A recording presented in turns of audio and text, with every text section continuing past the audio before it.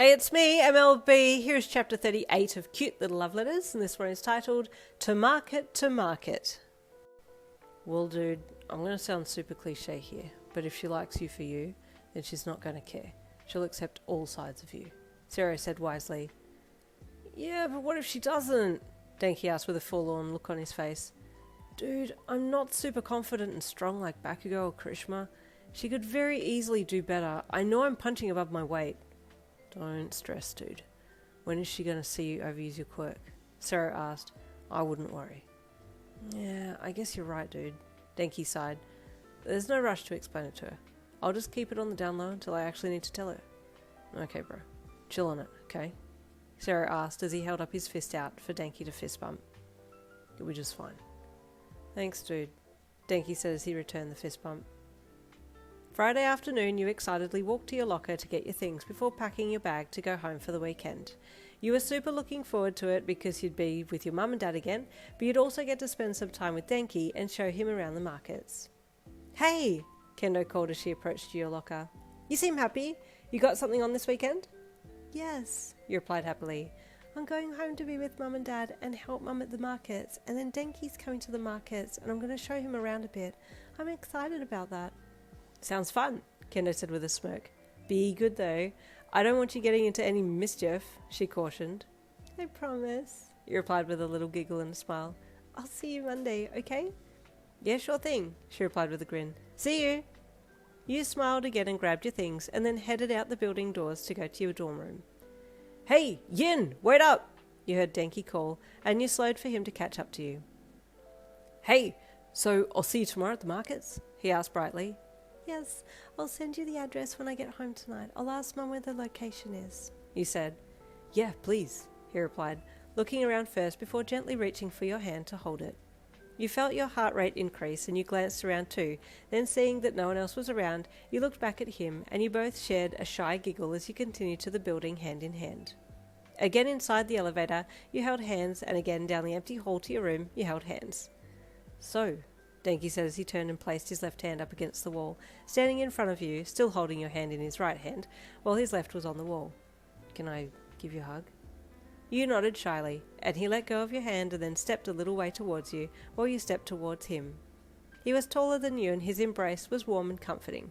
He wasn't super bulky or anything like that, but his slim build was still appealing to you. You nearly melted into him as he pulled you in close and wrapped his arms around your back.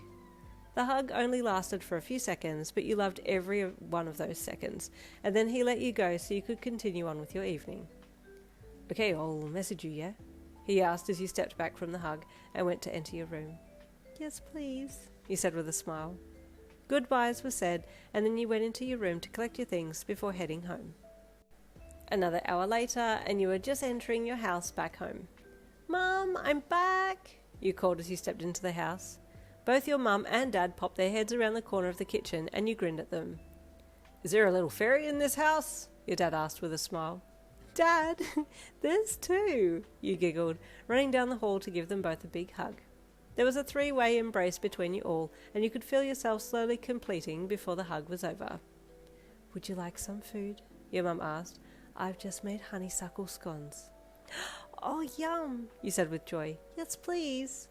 We can sit on the swing set and enjoy the sunset, she added as she walked away from you and your dad to get the food sorted.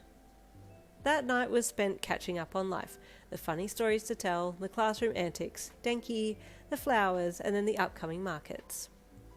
Mr. Sadatori wants to bring some flowers to the markets, your dad said. I was talking to him the other day. This will be his first year doing a flower stall. Oh, is Olix going to be there then? You asked hopefully. I suppose so, your dad said thoughtfully. We'll find out sooner than later. It's tomorrow morning after all. Best we all get some good sleep then, your mum said as she stood up. It's an early start tomorrow. Oh, and Denki's going to visit too, you added with an excited grin. He wants to see what the markets is like. He said he'd be there around 9:30. It'll be lovely to have him along, your mum said with a smile. I'll be selling my usual gems and stones, so he can have a look at those too, she added with a wink. You giggled. I'm sure he'll buy something, you said confidently, knowing that if he didn't, you were going to buy something from your mum anyway. You loved her gemstones. Okay, my flower, off you go, Have yourself a relaxing shower and then head to bed, your mum said, and you yawned as you stood up. It's been a big week. I'm looking forward to my bed, you said with a tired look in your eyes. You stepped forwards and hugged your mum, and then turned to your dad and hugged him too when he stood up. Good night, my little Faerie, he said lovingly as you turned and walked away. We have the best kid, your dad said to your mum once you were out of earshot. She's a star amongst stars, your mum said wisely. So her community is, so she shall be. Your dad huffed with amusement and kissed your mum on the temple. Wise old owl, he hummed, as young as a fern with the wisdom of the ages. Your mum gave him a little look and then swished her long dress. And it shall stay that way, she said with a little cheeky glance at him before leaving the swing area. He chuckled as he watched her go. It was the light whistle of the early birds that woke you the next morning. Light blue light hung in your room as the sun tried to peek over the horizon, but it hadn't quite got there yet. You yawned and stretched and rolled out of bed, sleepily rubbing your eyes before trotting off down your winding staircase to the main floor. As you got closer to the kitchen, you could smell your mother's cooking, and your stomach suddenly woke with a growl. Oh, good morning, your mum said with amusement when she heard your stomach. Who have we here this morning? A lion, you replied with amusement. Did you hear it roar? I did, she said with a little chuckle. Eat your fill, my love dove. You must start the day on a well-rounded meal. Okay, you said with delight as you took a seat at the table and looked over everything there, reaching for the blueberry and lavender-infused muffins first.